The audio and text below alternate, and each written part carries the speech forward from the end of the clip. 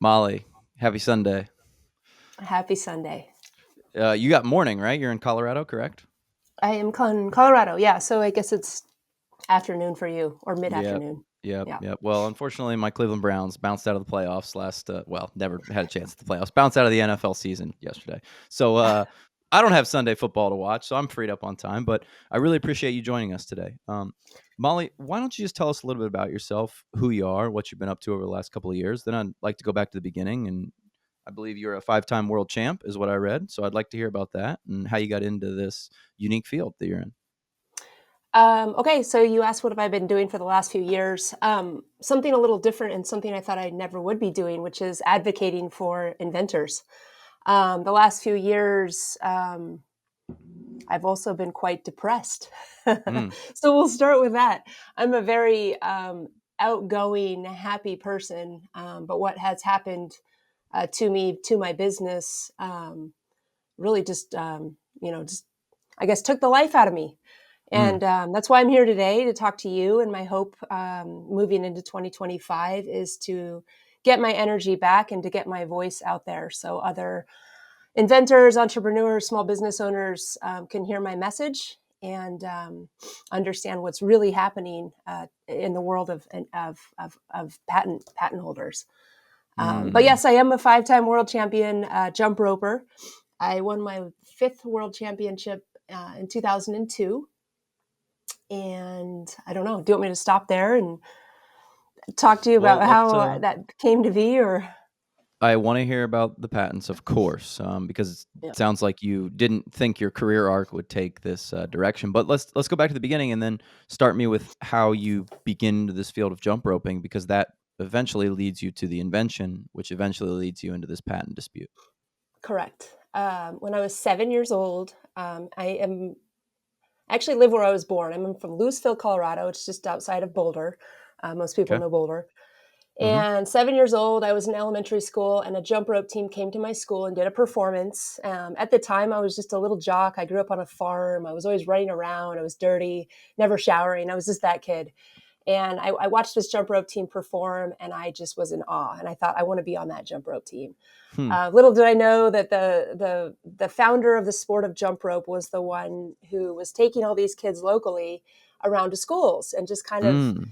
highlighting that jump rope was more than just a playground activity, that it was a sport and it was you know all these tricks and all this cool stuff.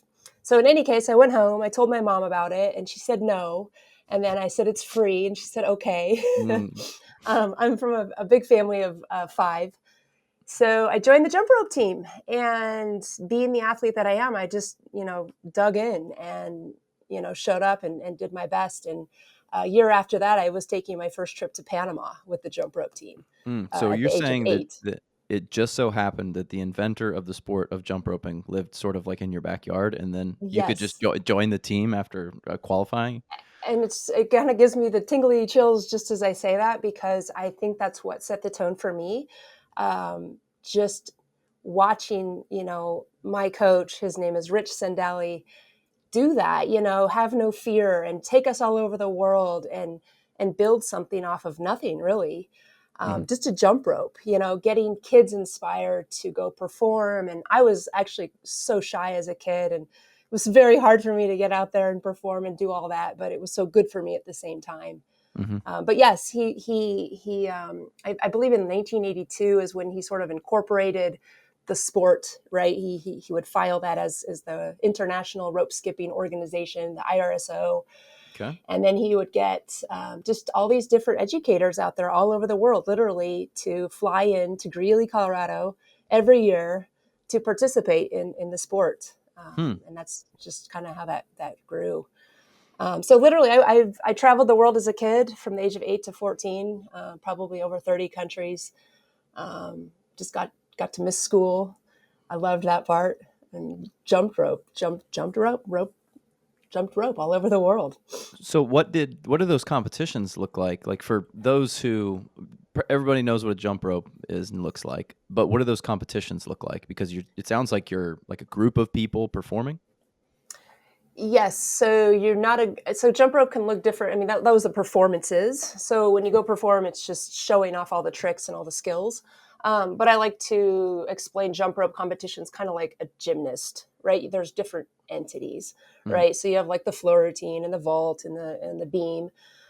So as a jump roper, you have to be good in three different entities. The first one would be a freestyle routine, and that's where you see crossing skills over the body, gymnastic moves, and music. So you have to be kind of a creative jump roper and choreograph kind of a routine to music. And then you have to be powerful. And what that means is that the rope has to revolve 3 times under your body mm, for every jump that you take. They're called triple unders. And you do as many as you can. And then whoever does the most wins. So okay. right now, the world record in triple unders is like 530 triple unders in a row, which In is what period of time would that be? Is it like a time based, or is it no, just so you there's no mess? time domain. It's just unbroken. How many triple unders can you do? Okay. We don't care how long it takes. But time domain, it's usually about 100 a minute, just based on cadence. So that probably took that athlete 5 to 6 minutes Jeez. to perform that. Yeah. And then finally, there is the speed event, and that's just alternating your feet, kind of like running, but in place. You Mm, go as fast as you can for 30 seconds and as fast as you can in 3 minutes. So you have sort of this long sprint and then a short sprint. So mm. like a 100-yard dash versus a 400-meter run, right? Something like that. Yeah, you're right. That is So, a pretty varied skill set. mhm. And you can do One's that like among, yeah, go ahead. One's I was just gonna say one's like style, like, you know, I guess the gymnasts, they do have style, don't get me wrong, but to me, it seems like Simone Biles wins, not because she's the most stylish, but because she can do, like, moves that no one else can do, right? Yeah. But that jump rope part of it, the routine side, that sounds really interesting compared to those other 2 domains. Yeah, it is. And funny enough, that was like not my thing. Do you know what I mean? I think as a gymnast, you have your thing, right? You have your Yeah. floor and you're kind of okay at the beam. But yeah, and you can also do those things as a team. So you would have a team Mm. of four, and then kind of think of those, different entities that I just explained. But you would do that in a team atmosphere, like a relay or a 4-person group routine, and then you would throw in the double dutch, kind of like you see, just playground style. I think that's where everyone's minds go. The 2 ropes. Hmm. Yeah. Hmm. So That that's the that sport. Yeah, that's awesome. I saw on your Instagram you had a joke, like you said. I think your mom told you you can't jump rope your whole life, and it's like, yep. Well, look, here I am. I'm still Yeah. doing it. Well, it sort of drives me to keep going. So, where does life take you after? You said between 8 and 14, you're traveling the world doing these jump rope competitions. Like, what happens after that? What happens after that is high school. High school really opened up a new door for me, which is more sports. Mm, I was, like I said, very athletic. I stopped competing in jump rope, my first year of high school, and just engulfed myself with softball and basketball and track and soccer. I mm, actually varsityed my freshman year. I was just really good at sports. mm, So that's really all I was doing. I was just focused on all my sports. And then finally, at the end of high school, I was given some scholarships for softball and soccer and basketball. And I know we don't have regrets in life, and maybe I guess I don't like to say I do, but I turned all those down, mm, and I ended up just going to school here locally at Colorado State. Um, and I was very depressed my first year because I think I made a mistake. mm. Why did you decide that? Have you looked back and thought about why you decided not to pursue any of those sports? I mean, if you had multiple different sports to play, probably multiple different Mhm. colleges offering you places. I think outside influence, very unlike me to make that decision and to be influenced just to stay home. Um, so I don't know. It's a weird question for me to answer. I don't really know other than I just made that decision. And, in some sense, I'm kind of grateful. When I say I was depressed that first year, I think there's something with that. I think sometimes we have to see depression or being down to kind of understand where our life needs to go. So maybe a little bit of awakening for me and a little bit of a break, right? I mean, my whole life was just go, go, go, sports, sports, sports. So I was able to kind of just reflect that first year of college. And then I just joined some club teams. I ended up having my roommates were all on the basketball team, and so I felt like I was still a part of that, but I wasn't without all that. I guess I'll call it pressure. Hmm. Um, yeah, and then that kind of just spurred me to move on, and I got really interested in creating and being a part of new things. And I actually quit college my senior year, and I worked for a startup. And I Mm. just, yeah, right. And so I thought, okay, I'm going to work for this company. I had no idea what business was like. I was a receptionist. I would stay late. I would learn about inventory. I would sit in the offices of the CFO. I was just curious. I would just start learning about running a business. And I felt very happy doing that and very just curious about all of that. What did you So study in business? What were you thinking life was gonna look like post-college?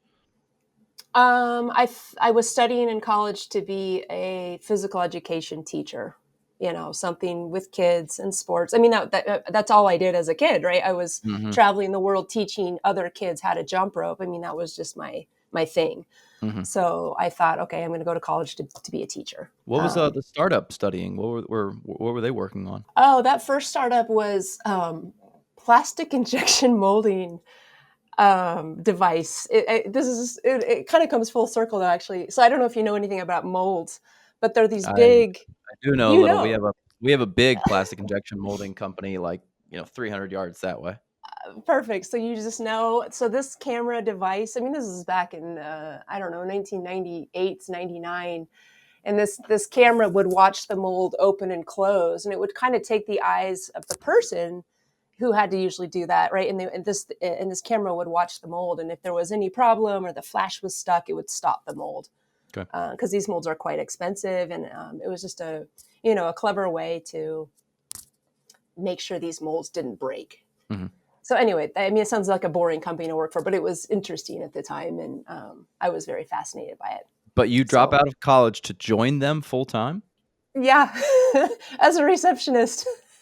So And look how how happy I'm so happy uh, to be able to do that. well, how close were you to graduation? And also, did you go, "Well, I know I'm probably not gonna be a PE teacher," or was that not the thought process there? I was just so bored in college that this opportunity, I don't even remember how it came to be. I think I don't know. Maybe a friend was working there and somebody said something about it. And I just thought, look, I'm bored. I'm done with this. I'll finish college later. Mm. And I want to say it was probably, I don't know, a semester short. And you can ask me now if I ever went back. I didn't.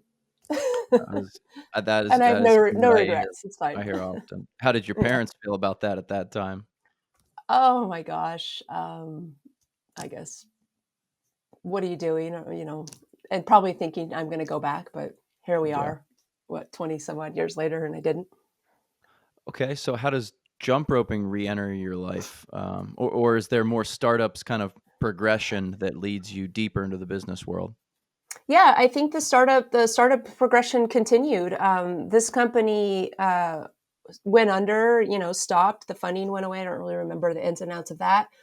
And then I moved on to another one, and this one was called Achieve Communications, and I ironically worked with teachers and Mm, schools, and this was back in the dot-com era, mhm, and that was just the new thing, and we're going to IPO, and you guys are all going to be rich, and you're going to all be a part of this, and so I was a part of that team when there was about 5 or 6 employees, oh, wow. So and really really small. really small, and my job was to wear every hat, and I Yep. love that. And now that I talk to you about all this, I'm reflecting, and it's just I love being a part of a team, and I think just being a part of sports and kind of going back to not taking my scholarships. I think intuitively now that was me saying I'm going to be a part of a team in a different way, and that's going to be through Mm, business. mm, Um, and I never thought of that way till just this moment. mm. So thank you. So that Well, was not something to regret, is to not take those scholarships. yeah, business can be a solo endeavor, but the old adage that if you want to go far, go together. That Yeah. really means a lot to us here. I mean, like I said before we started, we have 40 employees, and everybody's in the office every single day, and it's just Hmm. like it's madness here where we are. We're like Madness. we're out of bathrooms, we're like out of parking spaces, like we're out of offices. People are crammed on top of each other, so everybody's really excited for our impending move into our new facility. Yeah. Well, and I love that. I mean, it makes me smile just to even see your face, right? I mean, you have a thriving, bursting out of the seams business, and I just think that's cool. Yeah, it's been exciting, but a lot of work, no doubt, a lot of Yeah. work, and a decade Yeah. it's worth. So, but Yeah. Anyways, I was with Achieve Communications. It was the .com. It was really the idea was that you had a window into the classroom, right? We had these computers, and parents were able to get on, log in, and kind of see what was happening in the school. mm, Right now, that just sounds, whatever, because here we are in 2024, 25. And but it was like a monumental thing. It was like, wow, I can see what my kids, working on. I can see their grades. It was just a big deal. In any case, the 5, 6 of us grew that company to, I want to say, about 200 whoa, people. Yeah, so that was really fun to just watch, investors invest and really see the vision. We got big, and then we got really small, and mm, we had to stop. And I remember I was one of the last people making mm, calls, having to close down, and that was hard too. But I mean, it was interesting to be able to see a start of a business to the huge growth, and then back down to the end. I mean, that's just, I was almost meant to be, right? That I could feel that and learn all of that. Hiring people, firing people. I mean, all the emotions that go through that, the and highs and the lows. was that kind of the .com bubble burst? Was that when you That was started the having burst. yeah, Yeah, yeah, yeah, yeah. and So, anyways, yeah. were Go there ahead. points where I was just gonna ask, were there points where you have 200 people, sounds like you're really humming, you're thinking to yourself like, "This is it? Like, we're gonna like you said, we're gonna IPO, we're gonna go public. My shares are Mhm. gonna be worth, oh gosh, they're gonna be worth $25 million. I'm gonna retire and maybe go back to jump roping." Yeah, I thought all those things, Yeah, and it didn't happen, and that's okay. yeah. But yeah, so once that was all said and done, I remember I got a big severance. I got about 6, 8 months paid, and I got to just do nothing. And that's when I sat with my past of jump rope, and I thought, what can I do with what I'm really good at? Mm, And with the timeline, I think at that time too, I just got back in touch with my coach, and I started to jump rope again and got back on the team. And so this is probably what, 2001 or just 2000. mhm, And I just went full board back mm. in terms of, he was still coaching, he had a team. And here I am as, I don't know, 26, 27-year old, uh, no, the oldest person in the room, just saying, hey, I want to join this jump rope team again. Um, and I just went all in. And then I went for one of the competitions. So at that point, the world competitions were held every 2 years. And there was one in 2002 in Ghent, Belgium. And I Mm. remember I went and I was on a team, and a team of 4, and we won. We won the world championship. So that was my 5th world championship that I could kind of put under my belt. Full circle, Full what circle. almost a decade later, probably. Yeah. And so that was really fun, and it just gave me a big light inside of myself. So doing that, and then kind of I got myself onto some of the boards, the USA Jump Rope Board. I was a board member. I got Mm, on the international committee as like a rules coordinator. I would travel to Canada and South America. Yes, did I go South America? South Africa. whoa, I would just go all over the world, and I would train the judges, right, on the rules and how to be a judge in the sport. mm, Um, so as I was doing that, I would sit in these board meetings, and we would talk about the growth of jump rope and what was going on. And I thought, man, we need to get the kids like me. When I was 14, 15, why did I stop competing? I went to high school, and I just, I got involved in other sports. So I made a proposal to the board, and I said, let's create this program. It will be called At the End of Your Rope program. I thought that was clever. And we'll take all the kids in high school and we'll give them a job. We will go to rec centers and schools, and we'll set up jump rope programs, and they can go to college and or in high school, and they'll have jobs to teach jump rope, right? Because mm, those are our, they're the older kids. They know how to do this. We can train them. We can give them curriculum. mm, And I remember putting this presentation together, and they all just looked at me, And this one woman in the room just said, "Molly, sit down." And I Oh, couldn't, I know, jeez. I know. I'd have been And like, I'm "All right, thinking, we're doing this. Put your I hands up, girl." know. I did put my hands up in the way of I quit. I quit the Mm, board and I thought, you guys have no vision. All they cared about was money and, well, we just have to get memberships. And, it was just all this nonsense. And that inspired me. I thought, you know what, I'm gonna create a business, and I'm gonna get kids jobs, and I'm gonna go to rec centers, and that's what I'm gonna do. But I didn't do it. I thought about it. I didn't do it until about 5 years later. And I don't know if other business owners do this, but I think it's fear, insecurity. You're not sure. At the time, I had just taken another job at a publishing mhm. company, and I was in charge of new business development. And my sister had worked there, and she's like, "Molly, just work here for like a year." And I said, "Okay," because I really want to focus on this jump rope business. But I got stuck there for 4 years. Well, Anyways. I think that you are correct that that does happen to a lot of potential business owners, because Hmm. I've told this story many times on this podcast, but I went to school for entrepreneurship. So the idea is when you graduate, like you become an entrepreneur, you start your business. But so many people that I went to school with who have that degree, an entrepreneurial studies degree, they went on, got a job at, the Smuckers Corporation, which was a big, feeder company for our business program.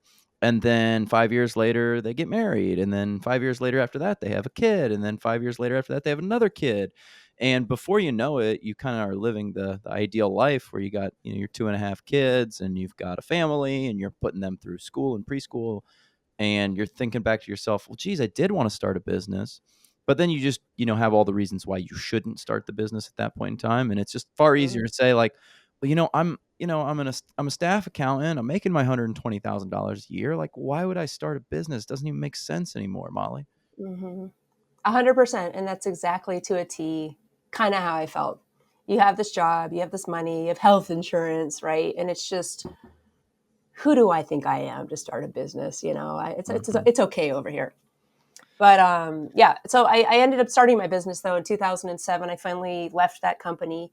Um, and sort of grateful. I had a boss that was sort of ugly and just the wrong kind of boss that I would want to be. And I think that inspired me to also leave, Mhm. which I'm grateful for that. Right.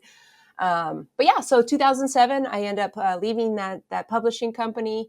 I remember I had gone to two rec centers just here locally and just pitched who I was, former, competitive jump roper, want to start some jump rope programs. And it was a lot easier than I thought. They're like, done. We're gonna put these programs in, and I was like, cool. Anyway, when I quit my job, I was playing indoor soccer on a co-ed team, and I went up to just kick the ball for a goal, and this other guy kicked at the same time, and I tore my MCL.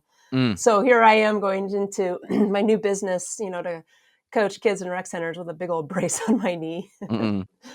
Anyway, I just thought life was trying to tell me not to do it, but I played soccer in college, so I've been in those leagues and I've seen those collisions between, like, oh my gosh, 110-pound women and like 200-pound guys. The indoor soccer not is cool. brutal. It's brutal. It's brutal. I quit after that. I mean, I miss it every day because it was so fun, but That's there's actually other things you one of can my do. goals this year is to play more soccer. Just because Oh, this was like 2 or 3 weeks ago. It was really beautiful in Columbus, Ohio. So I just went out to the field and kicked around. And then slowly but surely, like all these kids start showing up, like 8, 10, 12-year olds. And I'm like, hey, let me know if you need me to get off the field, if you guys have like a game or something. And the guy goes, no, it's like a pickup thing. We kind of take kids from the inner city and then we bring them here and we mix them in with our kids that are kind of like local. And then we just play on Sundays. I was like, oh, that's cool. Like, well, let me know if you need me to get off the field, or let me know if you need me to join in. And he kind of laughs.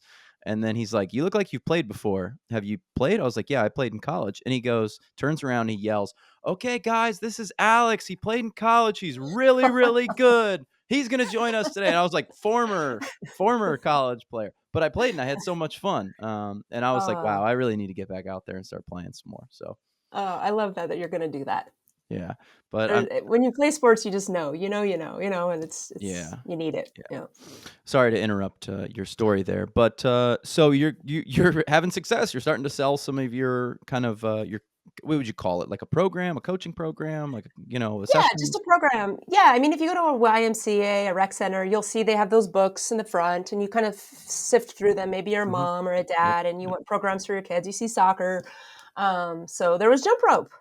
And so I started with those 2 locations. I would say about a year into it, I started contacting the other jump ropers in the area, letting them know what I was doing. I was still jump roping on the local team. And then I just started getting my bearings, and I would draft up all the content that I was doing. And then I started training the other jump ropers on how to do what I was doing. So Mhm. really, I was kind of uh, the the the creator and the contact for the rec centers to start these programs. The way that works, by the way, is they take a cut because they're marketing, and then you take a cut because you're offering the services. Yeah, I was Um, gonna ask, so would the person who comes in and does that session, would they pay the rec center directly, or is that, like, built into their membership usually? that would go to the rec center, and then let's just say I had 20 kids. They took X percent of that whole allotment of that. Let's just say it was like a 2-month program, and then I would get a cut of that I see. as well. It was a nice setup, and every location acts differently. Yeah. But as I did that and I got my bearings doing it myself, then I was able to hire on the other instructors. So I would say, and forgive me, I am not prepared with timelines, but maybe a year and a half into it, I was in 35 locations. That's All just pretty good It's fast pretty run. good. Yeah. Yes. So spanning the whole Front Range. And I think I had, I don't know, 20 or 30 instructors. So everything my vision, was wanting was happening. Mm, And I thought, how can I take this, world, not worldwide, but countrywide? mhm. That was going to be the next step. But that didn't happen because a woman came to me, a mom from Littleton, and she said, "Will you coach our jump rope team? We just lost our coach." And I said no. And then I said no 3 more times. And then I said yes, because I met the kids and I fell in love with them. So I started to become a coach as well, on top of all of the things I was doing in my business. And there was a long drive, and I was doing that 4 days a week. Mm. Um, so I didn't branch out countrywide with what I was doing. I was just kind of okay with where I was, um, and I started coaching this jump rope team, this little team from Littleton, and loving every minute of that. They were probably ranked 80th in the country out of 85 teams, and in 2 years I got them top 3 in the Mm. country, and we Wow. grew to about 150 kids. So Jeez. Wow. yeah, yeah. But that kind of maybe So slowed you down, was a detour, if you will, with your business to some degree? 100% detour, and but again, just near and dear to my heart. I mean, getting that jump rope team and all those kids, it was just, I loved it. And something else was happening at the same time, and that was probably right before I started coaching the team, which is just my performance in the sport of jump rope. The 3 entities that I discussed, there's the freestyle, there's the power, and there's the fast speed jumper. Mhm. That was sort of my thing. I was always known as Molly's the fast jumper. Mhm. So as I was competing, we're in the gym, there's just different jump ropes out there, and they were all breaking. They weren't doing what I wanted. Um, I didn't tell you this part of the timeline, but earlier on, when I was at the publishing company, I'd gotten into a car accident. Mm. Um, Kind of went over. It was like ice, and I went over this big thing, and my head went through the windshield. I was knocked out. Oh. I broke my ankle. Yeah, it was gross. Mm. Um, but that car accident sort of just jacked up my hip and my ankle, um, and it changed my jumping style. Mm. Or it woke me up to noticing that there was some symmetrical issues happening. Mm. So I just kind of geeked out on jump ropes, and I thought there's got to be something better. So a friend of mine and I spent about a year and a half tinkering around. My basement was also like a little jump rope area, so it was like a shop, and he just helped me. I just had a vision, and I said, no, no, no, for a year and a half. And finally, this jump rope came together, and it was a speed jump rope, and it was for me. And I loved it. And I was able to jump smoother and better and faster. Then the other kids on the team and my coach were like, "Where'd you get this jump rope? Can you make me some?" And then all the kids overseas are like, "Can you make me some?" Mm. Um, And so you are inventing, this new thing, and you're thinking, okay, what do I do with this next? And the next thing you do is you go for a patent. And that's Mm, what me and my friend did. And we found an attorney. Didn't know anything about patenting, but I know that it took a long time, mhm, 4 years actually. And I was awarded 2 patents on that technology. Let's see, it's about $40,000 the whole process. 2 years for the first one, 4 years for the second one. Did you start them both simultaneously? Yeah, the first one sort of uh, ignited the second one. I So see. really, the first patent is the handle technology with a rope attached to it, and then the second one's just the handle technology. I see. And that was to protect, if infringers or if anyone wanted to steal, they could sell just the handles only. It was smart to just also patent just the handle technology. So kind of they're two and the one and the same, I but see. Yeah, and for anybody who hasn't used one of these kind of speed jump ropes, I mean, it's night and day difference on the pace that you can get to on those versus I don't know what like the old school ones were that people were competing with, yeah, I but mean, it was just different, and the way the jump rope came out of the handle. I mean, there was just so much thought that went into it. Um, did the yeah, jump roping body ever go, "Oh, wait a minute, what is this new thing that you got? Like, is this even allowed? Is this cheating?" yeah. I thought of that, like with baseball and like the bats and all of that. That was a big No, thing in golf, like it wasn't the belly putters, and they've had to right. change, like, drivers and stuff so that people can't hit it as far. Yeah. No, I mean the sport and the heads of they noted that it was the new technology, but it didn't make them think, okay, this is cheating. I think if Mm, it did any kind of operational spinning on its own or, something like that. mm. But no, that was not something that came up. But that's a really good question. So what did you know about patents before you started this process, and what made you go, "I need to patent this thing"?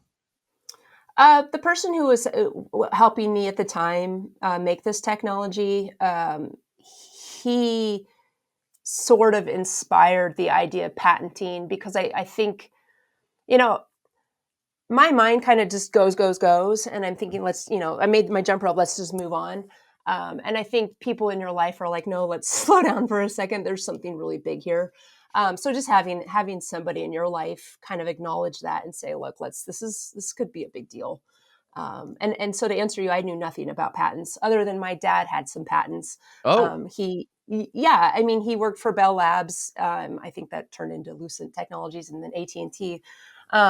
But as a little kid, I knew he had patents, and I thought that was cool.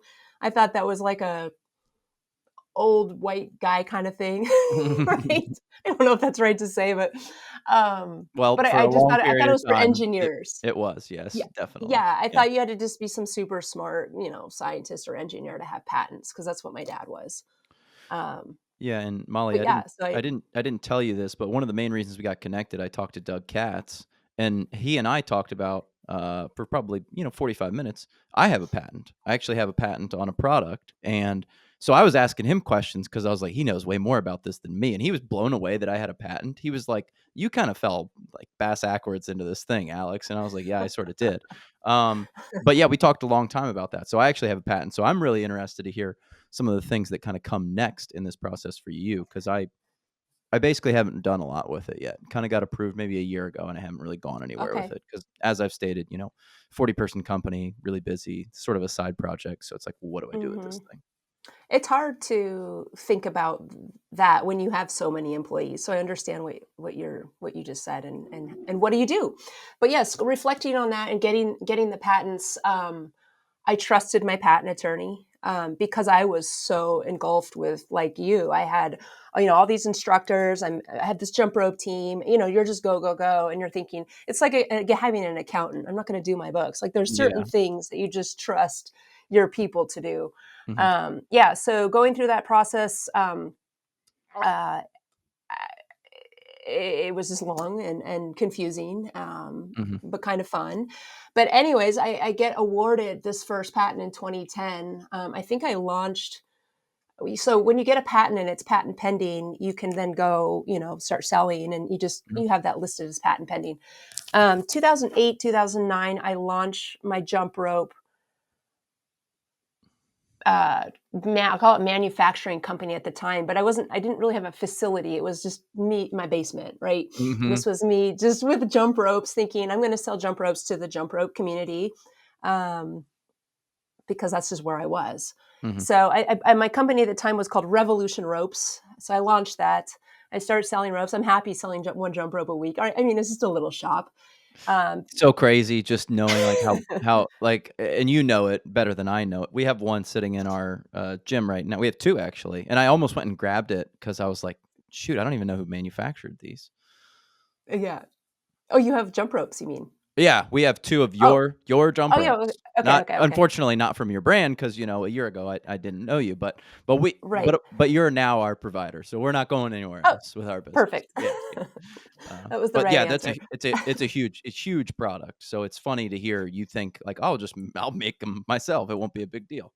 Yes, and so I'm just and I love this talk today because I'm just kind of going through, exactly what it's like to be, an entrepreneur and inventor. You just don't always know. I mean, I Mhm, created something for myself to better myself in the sport of jump rope. So here I am selling my jump ropes, revolution ropes. I'm waiting for my patents. I finally get my patent in 2010. And that's where your mind is like, wow, I have a patent. I can do maybe bigger business. Maybe this is a bigger deal than I thought. mhm, And so it was around that time that I'm thinking, okay, I have my kids' programs, I have these ropes, I could start manufacturing more ropes, that are kind of going to be useful in what I'm doing as well. Um, and so I changed the name of my company to JumpNrope, which is what it is now. mhm, And I start just thinking bigger. So that's where this is like the scary part, I guess, of being an inventor is you start, going to plastic injection molding companies. You're like, okay, I have this patent, and I have these jump ropes that I want to really start making, on a larger scale. And you start learning, and mold. It was $20,000, Yep, but yep, and you're like, I don't have this money. But what you have is you have a patent, and then you have investors and people who believe in you because they see this property, right? And that's what patents do. mhm, They allow you to build. I don't know if people know this, but a patent is only good for 20 years. Patents really are what allowed bigger business like today to grow, like Google and Amazon, like all those guys, right? You have these patents and you can protect your technologies so you can start growing. mhm, So, anyways, I start doing this. I go to the molder. I'm getting help from my family, getting monies. I'm getting this mold. You just don't know how the mold is going to turn out. You don't know if it's going to produce the right things. mhm, But I go all in. And so from 2010, to 2012, I'm just dishing out all this money and I start manufacturing all these ropes.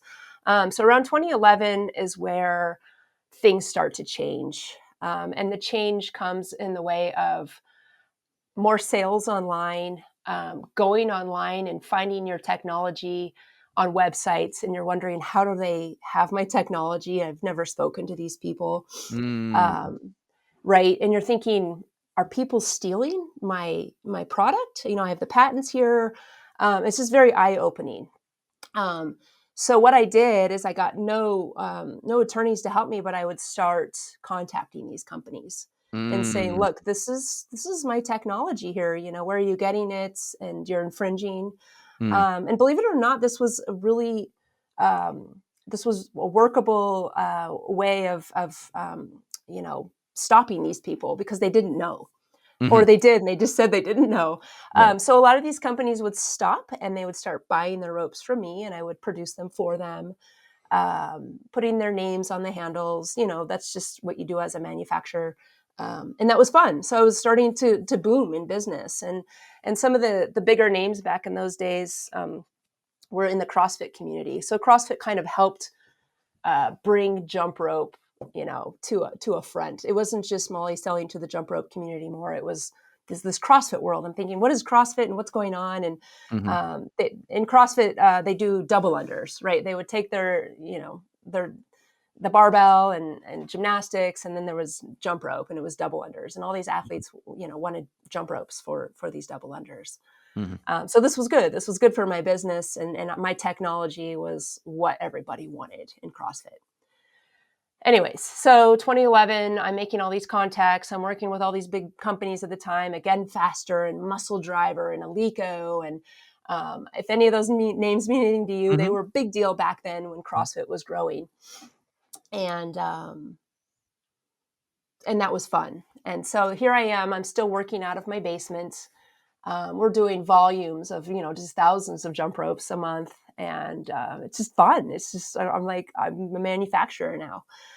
And something I want to say, and I don't know what this means to anyone, but early on in the game, I decided to be a U.S. made in manufacturing business. Mhm. I had so many people come to me, tell me how ridiculously stupid that was, because my jump ropes probably cost 100% more doing that, Mhm. on my end. Um, but I never swayed from that, and I value that. I don't know. I just think that's a decision I made early on in the game, and not a lot of companies do that.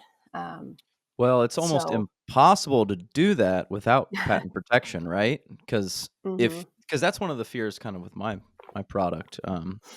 You talk about the plastic injection molding, and one of the big things for me, I started to hear about this maybe 4 or 5 years ago, is all the plastic that's in our bodies because of plastic water bottles and things like that. So I made it like a conscious effort to remove plastics kind of from my life as best as you can. Everybody goes, "Oh, it's not possible. What's that mic made out of?" Like, okay, yes, everything has a little bit of plastic in it. I understand that. But my invention is a plastic-free food storage container. So it's 100% plastic-free. It's only exclusively made out of glass. So I don't know if you're an iPhone user, but when you try to get your phone out of that box, that thing just like doesn't want to come out, right? It's all kind of held yeah, together through force of friction in that air. That's sort of the idea that I have.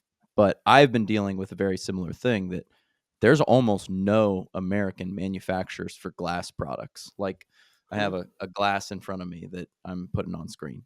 I can promise you this was not made in the United States. Like there's just yeah, no way. The only thing that's yeah, made in the United States is like aeronautical products and like windshields that are, they have that special technology. Well, you know all about it. You unfortunately went through one. That are designed to like be safer and things like that. That's what's made in the United States. Nothing else in the glass world is made in the United States. So like mm, by definition, you're like, well, geez, what do I want to do? Do I want to like start a glass manufacturing company? Like where like how do I even begin that process? Like I'm mhm, not gonna do that. So then you just kind of decide like, well, shoot, what do I do next? So that's sort of where I am with mine. yeah. And my choice to do that isn't any knock to any business that wants to produce overseas. I think later in this conversation, I might put some understanding as to why some companies do, and or have to, Hmm. and that kind of relates to our patent system today. But um, so, anyways, 2011, 2012, stopping these infringers. I'm getting working deals, and then at the time I was working with one of those companies, and they alluded to another big company, Rogue Fitness, wanting to get their hands on this technology as well. Hmm. It's funny. It's not even funny, but when you dare to go big and you create like you do and like I did, people just want to steal. I think they think it's easy what you're doing, and they think, oh, I could do the same thing. So there was They a jump rope coach. Go ahead. I was just gonna say, well, this is simple. Like, This is simple. why does Molly Yeah. have this patent? This is simple. Okay, so she just took the rope and then she moved it to the side and put a ball bearing. It's simple. Like, Yep, it's so simple, right?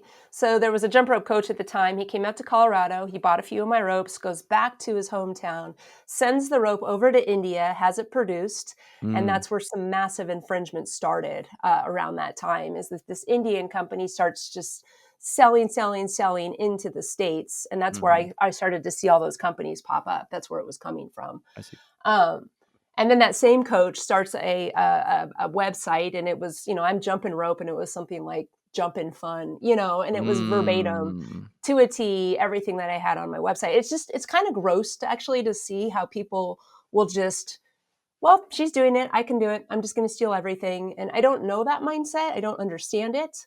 But it would start becoming a normalcy, I guess, for me for the decade to come. You know, Mm. people contacting you and even other jump ropers.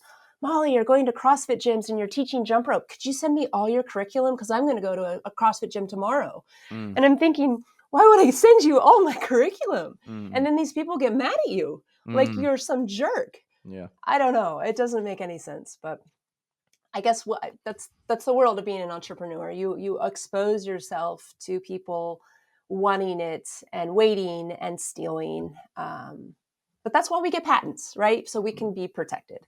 Mhm. So here I am. I'm talking to this company, and Rogue is interested in my technology. So I call Rogue, and I said, "Hey, Rogue, it sounds like you're interested." And they said, "Yes, I've been wanting to get your technology. Let's work together." Mhm. So I said, great. We go back and forth. We talk about licensing deals. Then he talks about how he already has started the process of getting jump ropes. And I think, that's strange. And he has jump ropes coming from overseas with Mhm. my technology. And I'm thinking, okay, well, if we're going to do a deal, I mean, he's going to have to do a licensing deal with me. Right. And then he talks about how he wants me to manufacture as well. And we were going to do this big partnership. Then a couple of months go by of no talking. And then all of a sudden on Instagram, on Rogue's Instagram, there's like this, hey, look, our new rope is here and it's mine. And everyone's like, oh my gosh, Rogue's got the new jump rope and it's this fast speed rope. So I call up Bill, I write him an email and I said, what's going on? You know, we haven't finished our deal. And he basically writes back and says, talk to my attorneys. For any Ooh. small business owner out there, when a large company, you know, like Rogue says that, they mean business and they mean you better get an attorney, which usually means like $15,000-$20,000 retainer Mhm. at that, you know, and that's a big deal and that's a scary thing to be fronted with. So I made a choice at that time because of two reasons, which is I was in the process of finally moving my jump ropes out of my basement into a facility. And you know what that's like. You're moving right now. But I found this warehouse. I thought, oh, I can dump $40,000 into it and get it all fixed up. That ended up being $300,000. Ooh. Ooh. So I had a lot of money tied up. I had some loans, but I was moving, you know, I was getting my jump rope team all set up. And I'm thinking, okay, here's this email from Rogue with their attorneys. I'm going to put it to the side. You know, Mhm. what's the worst that can happen?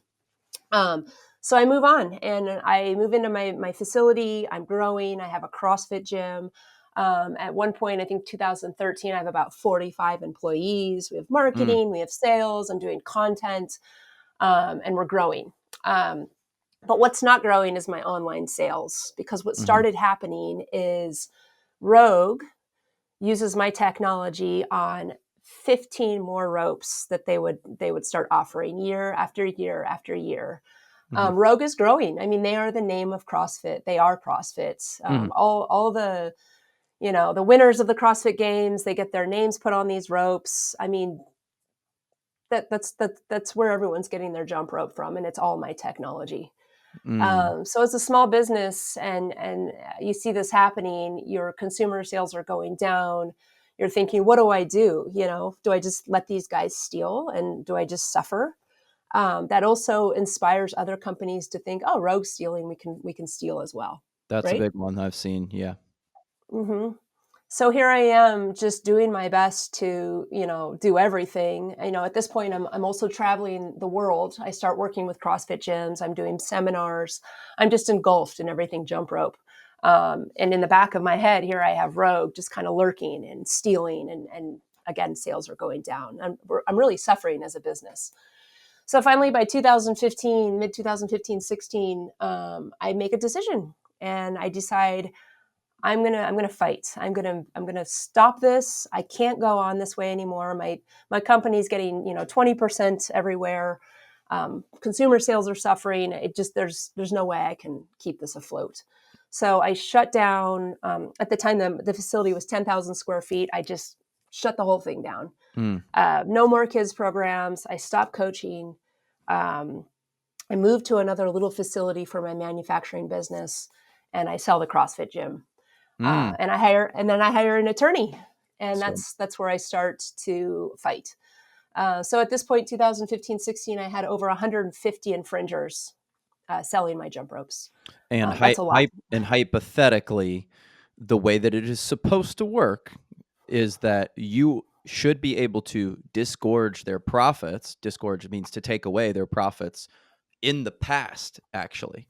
And I Correct. assume that's what you're hoping you would accomplish. Now, that's sort of maybe like I don't want to say a pipe dream, but that's like absolute best case scenario.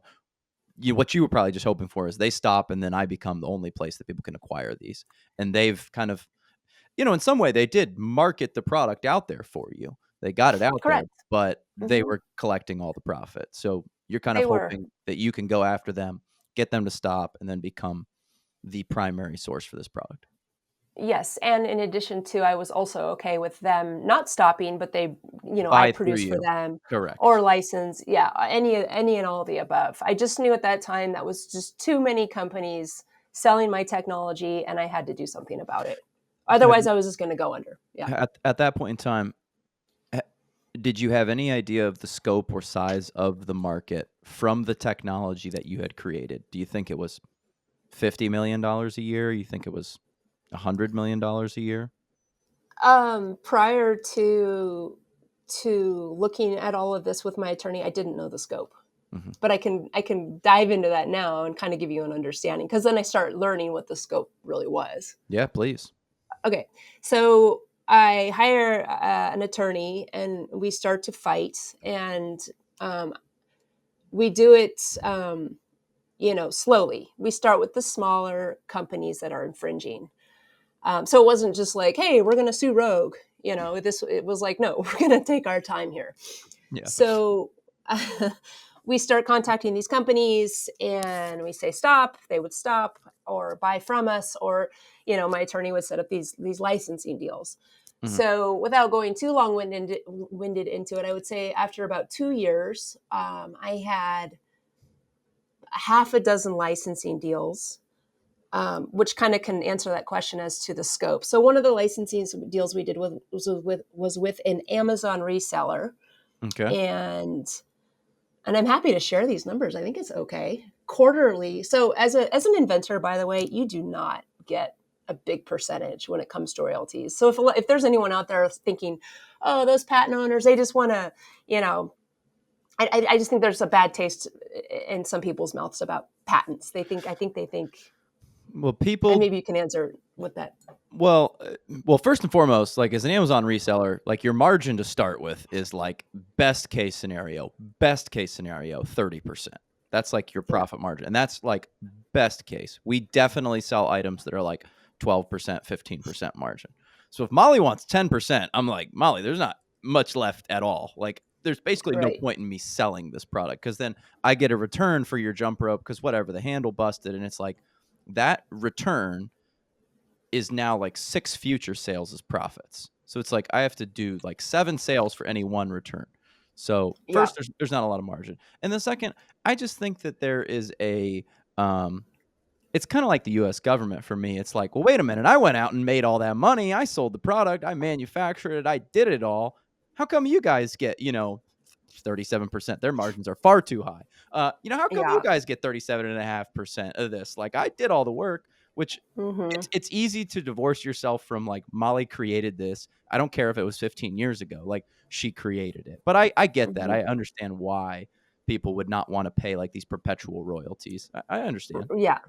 But you're spot on, by the way. So percentage wise, I mean, these deals are between 3 and 5%. So I am not that patent owner who's out there asking for 15, 20%. I understand that. So anyways, to give you an understanding, this little, I'll call it a little, online Amazon seller is selling about 1 million in jump ropes a quarter. That's pretty A good. little one. Yes. That's a pretty good item And for that's a that little one. reseller. Yeah. Yeah. It was a good one. Yeah. So, and I just want to throw that out there because that kind of sets the scene of like, I wonder what Rogue is selling, right? Who has, 15, 16 jump ropes with my technology. On top of it, they're Rogue. On top of that, these CrossFit, number one athletes in the world's names are on it as well. Yeah, well, um, also worldwide. I mean, Rogue is not a they're not worldwide. just selling in Columbus, Ohio, they're selling worldwide. So Mhm, if you're saying that an Amazon US seller is doing 1,000,000 a quarter, 4,000,000 a year, mhm, then think about all the people who are buying, in store, they're buying direct from Rogue, they're buying worldwide, how much volume are they doing in, mhm. South America? Like that's a pretty big market probably. It's a big market, yeah. So, yeah, so 1, 2 years of doing this and setting up these licensing deals. There's something else I want to talk about. When you have a patent and you are a U.S. made and manufacturer like I am, you can. I'll just say it in Molly language. There's what's called the ITC, the International Trade Commission. I think Mhm. that's what it's called. And the ITC protects patent owners who are U.S. made and manufacturers, I see. right? So not only do I have all these infringers, right, selling in the United States, they're getting those ropes from somewhere, right? And they're India, China. So we contacted the ITC, and this is a big deal, and it takes a long time. But the ITC can help stop those imports, from getting into the United States. So let's just say, one of these resellers is like, nope, I'm not going to stop. Or I'm like, well, I'm going to stop your Chinese supplier then Mm, from getting in here. So you're going to have to stop. So we were able to do that. And so we got what's called an exclusion order from the ITC. I think that took over a year and a half to get that done as well. But that was a big deal, and that's a big feat, right? As a patent owner, to have your patents acknowledged, and so that lives in their system. That anytime these jump ropes come in, with my technology, that from that specific, supplier in China, that those are stopped, at the two two border. questions. One, how does that actually fundamentally work? Like, is someone, like, inspecting a package, like, that is coming in through customs and, like, they're looking for a certain thing? Like, how would I wouldn't imagine that a Customs and Border Patrol agent is gonna know what to look for. Yeah, that's a really good question. And I don't know if I know the exact answer other than when I got the exclusion order, it was with a specific company in China. I So see. one would have to assume that they're not looking through and rifling through all these boxes or pallets or whatever, because there might be others who are producing mine, but it was specifically from this one supplier Well, that's fortunate that you actually making that job. knew Yeah. where it was coming from because, Yeah. my second question was, will that provide you any sort of, like, worldwide protection? Because what I have always heard is that I don't wanna say it's virtually impossible, but probably virtually impossible for you and I, that if someone in Shenzhen is making your products and selling it in that greater area, like, and let's say you can find it on the internet, like, is it in any way possible to stop them? Because the US jurisdiction sort of stops once you enter China, right? Like, there's no FBI agent going to China and, like, busting open that factory. Yeah, and I maybe the answer to your question is I don't have a worldwide patent. Mhm. So I can only protect what is sold In the US. in the United States. And maybe So in this sense, this person is selling into the United I States. I see. mean, they're from China and they're selling in the US. So yeah, go ahead. I cut you off. Well, I was just gonna say that I had heard, and maybe you know better than I, that that worldwide patent is just not that helpful. Now, maybe I'm wrong there, but I don't know. I don't have expertise in it, but I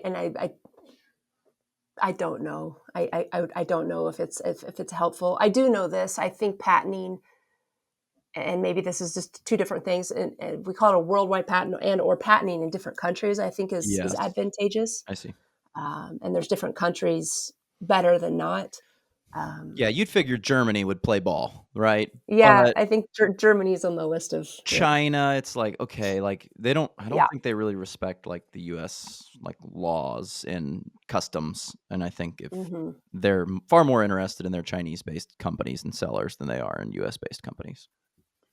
Yes, I Okay. agree. But it was hard to do that, but it was possible, and we did succeed. So that was good, and I like to say that part because that was a big deal. It is difficult to get an ITC exclusion order, and if this podcast goes somewhere where we can put links, there's a very popular case that happened in it was January of 2024, a company called Massimo. They are fighting Apple because Massimo has the technology, that, when you go to the doctor and you put the little thing on your finger, the pulse Yeah, oximetry yeah, reader. that's right. So Massimo is the patent holder to that technology, and so that technology was stolen by Apple. They put it into their Apple Watch, right? So they could say, "Oh, we can I, we I can detect the remember pulse." hearing about this. Yeah. Yeah. But Massimo is also a US made in manufacturing business. So Mm. they, like me, were able to get an ITC exclusion order. So that was just a big deal. It was in the news because, Molly and JumpNrope and Rogue aren't as big. I mean, we're in the news, but that was really in the news. Yeah. And it was I know the owner of Massimo. His name's Joe. He's a delightful person, just genuine to the bone. Um, Mm. I'm sure that um, that story would also be a crazy one to hear. it's a crazy one. It's just you and I, but on a bigger scale. I mean, Hmm. Joe has fought with his patents as well, and we can get into that later. We're almost there. Anyways, so here I am, and this is 2015-16. We do a couple years of fighting. We have 150 infringers, and I would say we were 100% successful with every fight that we had. Mm. Had some district court cases here. We won those. We had some settlement deals. Again, we had licensing deals. We stopped people. We worked with people. And really, we had one more infringer left, and that was in 2018, and that's Rogue Fitness. Mm. And You've so been weight training for this. You've been gearing we've up been now. weight training, Yeah, right? this is the big meat. This is the big contest. Yes. And it's a big deal. I mean, for anyone listening out there who has a business, who has patents, um, fighting the big guy is scary as hell. It takes energy, money, and just, I don't know, everything. So we did it, and we filed for infringement with Rogue in 2018. It was in the fall, and this is the part of the story that I start learning about the patent system, and some really, really unfortunate things kind of come from this. But here's the deal. So we file for infringement, just like we did with all the others. And typically what happens for an inventor and an infringer is you go to court. And something in the law changed. I want to say it was in like 2016. Don't mark my word. Don't. I Hmm. think that's when it was. But it was called a venue change of some sort. And what happened with that venue change is that you, and an inventor usually gets to fight their battle in their own home state. Hmm. But with this venue change, you now fight the battle in your infringer's home state, which is weird and backwards. And I'll explain the backwardness later. Hmm. So here I am, and we're going to do this infringement with Rogue, and I have to hire more attorneys in Yeah, and Ohio because can of this that's venue what I change. was just gonna say. One of the problems with that is you are no longer, hiring attorneys from your home state. So I don't know if you had, like, a group of attorneys that you were working with, but now you have to go out and I hire an Ohio group of attorneys and maybe Yep. even fly to Ohio and sit in these trials and cases. Yes. So that's a big wake up call for an inventor. Another expense. So, but you're in. I mean, when you decide to do this, you're all in, right? So I get these attorneys in Ohio, and we start moving forward. And my attorney here, I have my attorney here as well, and he's saying, "Hey, Molly, your district court case with Rogue is going to be put on stay." And I said, "What is a stay?" And he said, "Basically, it's going to be put on hold." And I said, "Why?" Mm. He said, "Because there is this new process for infringement cases, and it's called an IPR, an inter partes review." And I said, "Okay, what does that mean?" He said, "You, as the inventor, have to prove the validity of your patent." And I thought, okay, this is going to be easy, right? Hmm. Also, it's weird, but it's easy because here I am, I don't know, 8 years and 10 years, into my patents. We have 3 years under our belt of all these infringement cases and winning and licensing deals. I'm a commercial success. All signs are pointing to like, this is fine. I have to just prove the validity of my patent. Mhm. But it was also weird because I'm thinking, where's my court case? Why aren't we going to court? Where's the Well, infringement? it's odd that you have to prove the validity of your patent, and my response would have been, I thought the obtaining of the patent did that. Like, what was that process for? Like, why did we do that? 1,000,000%. I'm putting myself back in the time. Like if I was just right now, I asked that same question you just asked. Like, why? I spent $40,000 on patents. I waited 4 years in examination. That's a big And deal. also, Molly, anyone who has a objection to your patent gets to put their objection in during that time period. That is part of the They process, do. right? Yeah. Yes. Yes.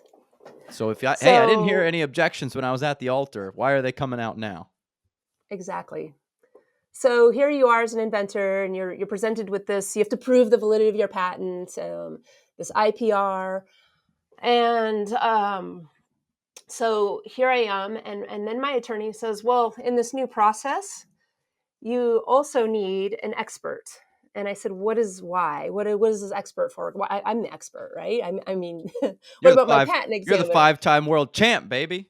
Exactly. And they said, no, you don't get to defend the validity of your own patent, and neither does the examiner who gave you your patent. You have to hire somebody new. And I thought, gosh. So guess what? We interview people, and then I come to find how much this expert cost. $150,000. Oh, what were they an expert in? What in So the these world? people, I know. So they basically take your patent, they peel it apart, and they defend it. And then Rogue's expert is doing the same thing. So here I am, just sitting on the sidelines, going through this whole process. I have this expert. I don't get to talk to this person. They get to just do this. So are they supposed to And kind this, of like be like almost neutral, or are they supposed to be like a like, neutral party. what? I'm not engaging with them. What? Um, yeah. What if they mentally decide like, well, Molly shouldn't have gotten this patent? Are they gonna say like, well, it's just kind of hard to defend, honestly? Yeah, I mean, one would assume. I mean, my expert came back and defended it, and basically, so this is a valid patent, and was able to rightfully so, and um, I don't know what the word is, just in a logical, normal way, was Mhm. able to say that this is a good patent.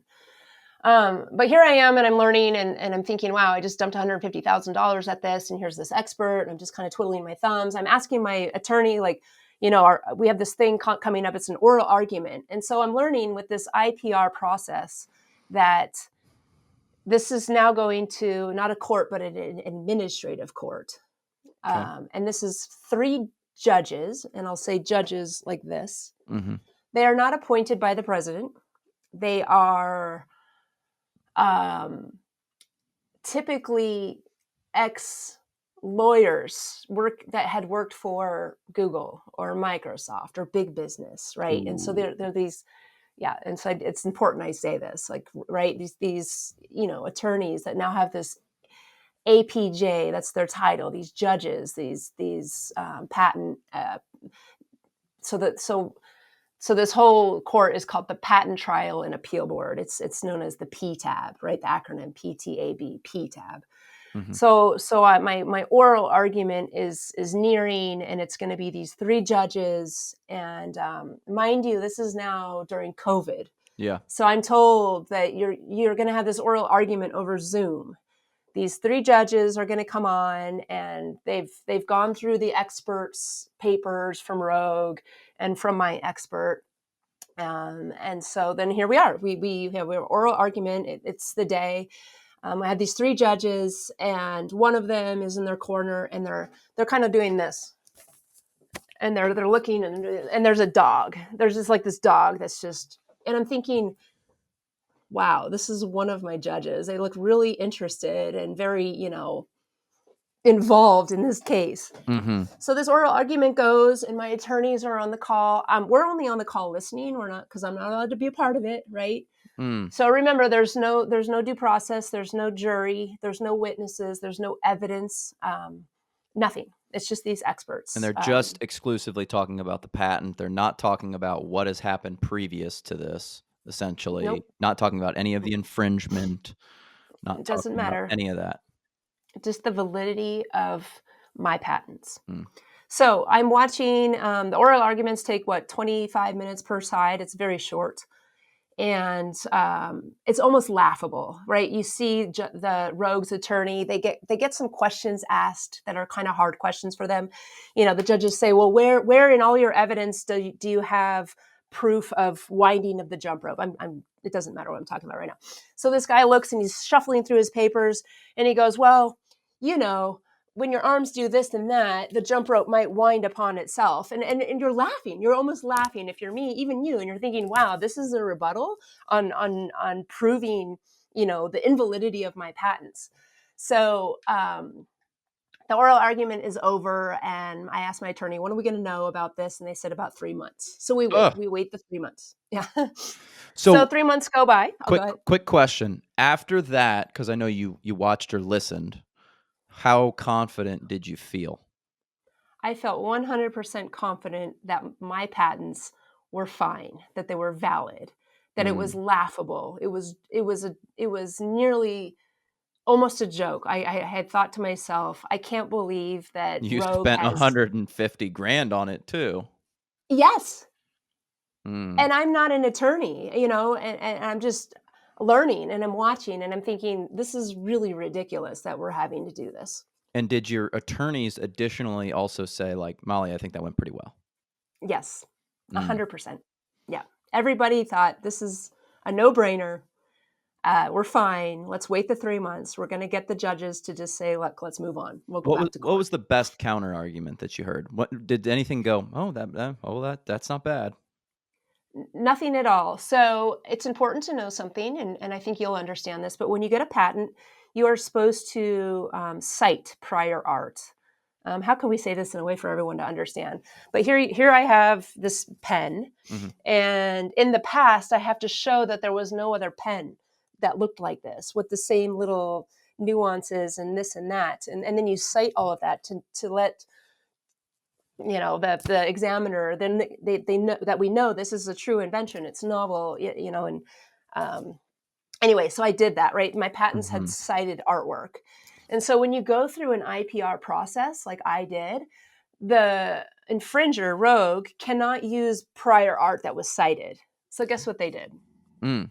They used prior art that was cited. So already a big strike against them. Oh, I see. um, So the prior art is essentially you are pointing to things that are similar, but you're yes. saying these are similar and we understand that they're similar, but here are the things that are different about it. Yes, and the examiner who did my patent would use those prior arts and show how we overcame that, right? And to show that this is different. Yeah, and Um, it's also important to note that for the patent process, and this is something I learned that I'm sure now you know, is they'll cite things that are way different from your patent. So for mhm. mine, they cited these like two like plugs, like that plugged together. It was like an electrical semiconductor plug that like fit together and had some sort of a locking mechanism. And they were like, "Well, this is too similar to this." And I was like, "That's not at all like what I am producing." And my trademark Mhm. attorney, or excuse me, my patent attorney, he was like, "Well, this is just how it goes. They're going to cite some really different stuff." So for you, I'm sure they were citing like heavy machinery and like mechanisms for, manufacturing processes and things that are using ball bearings to provide shock absorption. Yeah, and if we're gonna nerd out on this, so when you get a patent, it has to go through a series of tests. And again, I'm not a patent attorney, so I just speak in Molly speak. But the test is called KSR, and what that means, or what that test involves, is that when you look at all these different random pieces of prior art, the examiner will say, okay, this looks like this and this and this, and it would make, Molly's invention. Hmm. But then on top of it, they have to go through these questions. Is there a reason to combine them? Right? Was there a motivation to combine them? Right? So they have to, on top of that, have reason too. And this test is really hard to pass, right? Which is good Hmm. when you're getting a patent. You're thinking, okay, I want this hard examination. I want a robust and reliable patent. Hmm. And did your So you yeah, go ahead. I was going to ask, did your patent get denied a couple of times? Because I know that's very common that your patent will be denied. Which, to your point, what I've heard is the job of the patent examiner is to deny your patent, essentially, like Yeah. to state why this should not be patented. Mhm. And I think that that's a good thing, right? Is that we can reflect and we can look and we can say, okay, let's make sure that in the future, should I have to, go to court or take a look at my patents again, we want to make sure they're good. But yes, my patents were reviewed. My second one was denied over the prior art that Rogue used, Mm. which is ironic. Right. because here you have, but remember, in the IPR process, you don't get the witness of the examiner to go through that. You aren't able to discuss that. So essentially, they It's frustrating. in that IPR, they want new cases. Like, hey, they didn't look at this new case at some capacity that no one saw this, but this is what we're Um, presenting. Is that kind of what they're I, supposed to do? they are supposed to not use prior art that was cited in my patent. I want to just start right there. If you look this up, it's called 325D. It's just a big no-no. So Mm, already they violated the IPR process by using. I almost feel like in hindsight, and I'm just speculating now, that they use that for the reason of it was already denied. So they use that denial as their rebuttal to invalidate my patents mm. and then some. Yeah, I've been in these legal battles and everything looks so obvious what you should have done after the fact. It's like, geez, Mhm.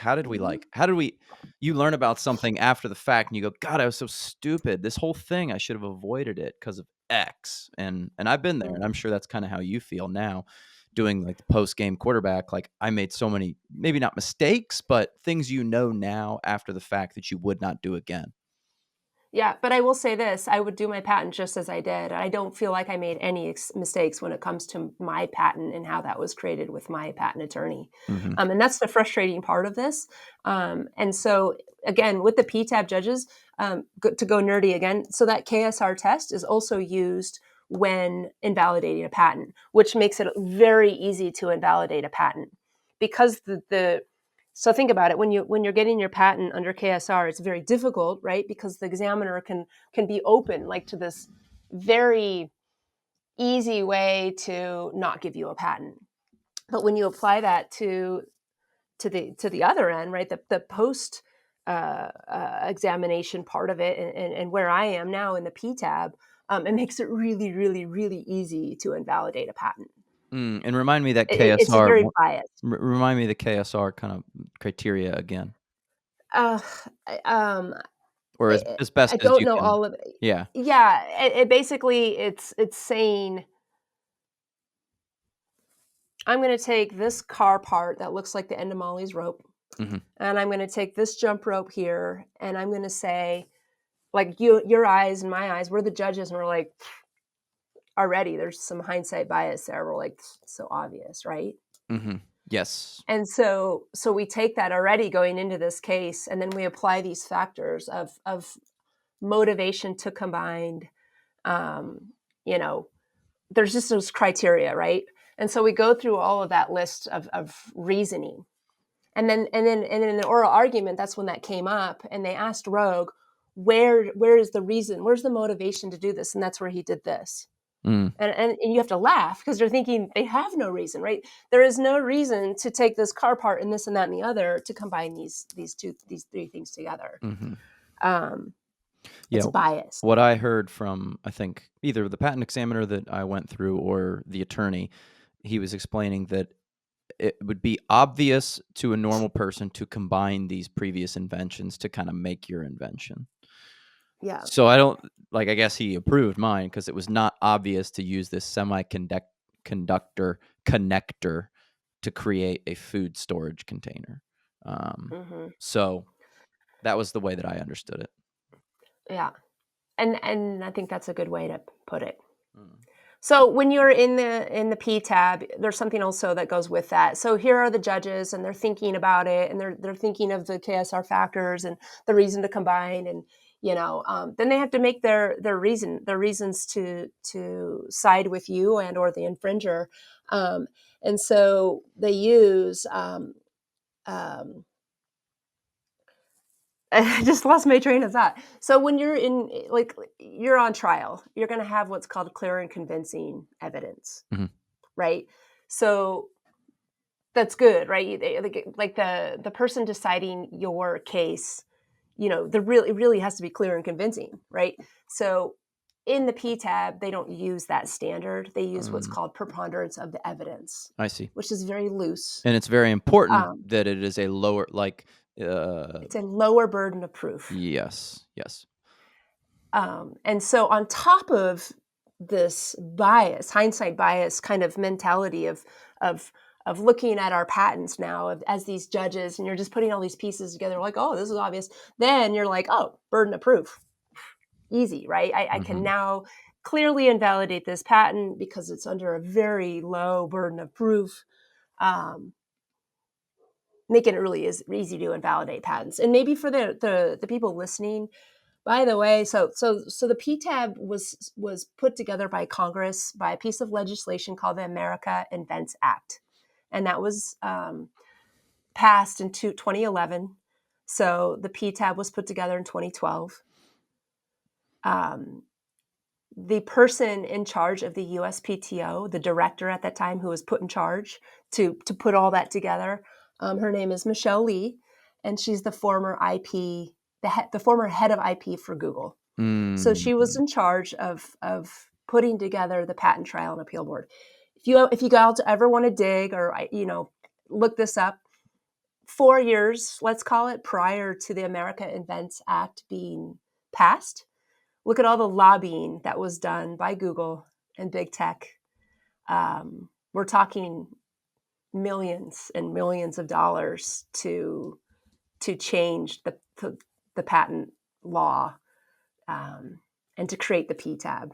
Mm. So their reasoning and the narrative that was given to Congress was there are lots of patent trolls out there, and we need to get rid of them.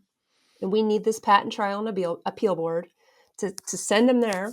It'll be faster. It's a cheap alternative, and we can just do our patent cases there, right? Um, Faster, cheaper alternative. Remember those three words. We'll bring them up later. Yeah, So from 2012, I'm just reading an article right now, 2018 article, How Google and Big Tech Killed the US Patent System. Mhm. Yeah, and yeah, it's So kind just of dig away and spot take a on. look. So in 2012, we have the Patent Trial and Appeal Board. How many patents have gone through the Patent Trial and Appeal Board? I should say how many have been invalidated. 84% of patents that have gone to the PTAB haven't been invalidated. Mm. 84%. That's a huge number. And then maybe the better question is if I was to stay in district court where I should be doing my battle, the number is usually 20% get invalidated So they actually in district can court. invalidate your patent at the district court level? They can, but keep in mind when you're at the district level, what do you have? You also have an infringement case. So you're able to look at the big picture. I see. Infringement, validity of your patent. You also have what? A jury. You have your voice. You have due process. You have witnesses. You have evidence. You have all of your constitutional rights, right? Mm. Which have been taken away because of this Mm. administrative court. Mm. So It's sick. 3 months and change go by, Molly, and then what happens? I get an email from my attorney, and I open this document, and it says all claims of both your patents have been canceled. We found everything invalid, and I'm like thinking, what the heck? What just Mm. happened? Mm. And probably just like that 200-person startup, you're already playing the thing forward like, "I'm gonna win this case, and then I'm gonna fight Rogue, and Hmm. they're gonna stop, and then they're gonna start manufacturing with me, and they're gonna put in a million jump rope PO," and all that just out the window. Yep. So out the window for a day, and I think, what do we do next? Like, this is wrong. It's clearly wrong. There's My gotta attorneys be an are appeal process. dumbfounded. This is the There is an United appeal this is the process. It's United the United States. There's States. always an Right. appeal. And there was, and we're thinking, okay, this is extremely wrong. This is it's crazy wrong, right? And we're going to appeal, and it's just a no-brainer at that point. We're thinking this is fine. We're going to appeal. My lawyers explain that it's done de novo, meaning that the court of the federal circuit, that's where it goes next. They look at it with fresh eyes, and I'm thinking this is good, right? They're going to take a look at this, they're going to laugh, and they're going to give me my patents back. We need somebody who There's something doesn't have their dog barking in the background. right. And I want to go to court and like get this actually looked at. Yeah. Something to note that the day that Rogue was given the opportunity to do this IPR, the inter parties review, that same day, all of my licensing deals were put on hold. That is a very important thing to say, that to anyone with a patent out there that an IPR doesn't only just mean, hey, I have to go now prove the validity of my patents. It means to all those out there who are licensing with you, they're thinking you're on the chopping block, because Mm. almost 80% of court cases like mine get stayed and are sent. So remember the word about the PTAB, a faster, cheaper alternative. It's not an alternative. It is a mandate almost that all patent owners go to the PTAB, and that's wrong. Mm. That is not an alternative. I didn't have a choice, and you lose your licensing deals and or they're put on hold. So all the monies that you think you have coming in to fight your battle, gone. Brutal. So I just wanted to say that as a piece of the story. I think that's is important. Um, and you never know it's coming, right? It just you just don't know. So, anyways, yes, here I am. We're appealing. We put together the appeal that takes a year. Um, we're at the end of COVID, so my husband and I we fly out to DC because this is a big deal. This is like your livelihood. Fly out there. We're not allowed in the courtroom. My attorney goes up and we watch it because you can kind of watch through the thing and we think, okay, we wait again. Let's wait our 6 months, and we're going to get our good news back, and everything will be good. So we go home. 2 days later, 2 days, get an email from my attorney. We have a ruling, and here it is, and it is called Rule 36 affirmed. That's what they said. And I asked my attorney, what is this? And he goes, you're done. Mm. And I said, why am I done? What do you mean I'm done? Where's the 6 months? I thought they were going to look at this, and it was de novo, and it's new, and it's wrong. Like, what's going on? And they said, nope, this Rule 36 is this new thing they do. In Molly terms, it was they don't have time for it. They didn't look at it, and they just affirmed it. That means they What? don't agree. They don't disagree. Yep. Later on, I looked that up. Guess how many Rule 36 you get on your appeal? 76% of appeals get a Oh, Rule 36. jeez. This does not Yeah. sound at all democratic or American. That's like, you know, y they think you committed a murder, and then you appeal, and they're like, "Well, we're not actually gonna look at this. Like, we don't really have time to look at this. Like, just back to jail." It's like, "What?" It was a horrible feeling, and it was at that point, and I'm gonna cry. Um, you really believe at that point that you're stupid, right? I'm thinking, I really must have fucked up somewhere here, right? I must, like, here I am, almost a decade now of my business and obliging with the USPTO and putting patent all over my work and getting investors and people who believe in me and getting all these licensing deals and, um, fighting for those 3 years and going to court and then I'm left with this. And you're just like, what happened? What did I do? Mm. And I really, it was like a month. I would call it of just like deflated, right? Um, just deflated and financially also deflated, right? At this point, I had spent over $500,000 doing this process. Um, my 45 employees gone, right? I have one employee, and you just feel so. I guess maybe not everyone feels this way, but I felt stupid, and I just felt like I'm done. I can't. What am I supposed to do now? And then I kind of got out of bed, and I thought, okay, I gotta look this up. I need to see, like, I need to do some research, And the first thing I found was this attorney, and he said, you know what, Molly, I'm going to introduce you to Josh Malone. He's an inventor, and you need to talk to this guy. And he has a movie, and I watched his movie. It's called Invalidated. And I was like, oh my gosh, Josh went through what I went through, right? Mm. And the whole thing, right? The whole story. And I'm like, I'm not alone. So I Mm. call him, and he calls me back, and he's got this family, he has he's like 8 kids, and he just takes me under his wing, and he says, I have this organization that I'm a part of. It's called US Inventor. And Molly, there are thousands of other inventors like you out there who have gone through this exact same process. Mm. And I don't know, there's just like no better feeling to know that you're just not stupid, right? Mm, um, because I'm not stupid. It's the system, right? It's broken, and it is meant to take our American dream and stomp all over it. Don't dare, Molly, to dream big, right? You can only dream so far, but you go after the big guy, and we're going to make sure that we shut you down. And that's the best way I can explain our patent system right now. I'm mhm, a big believer in patents.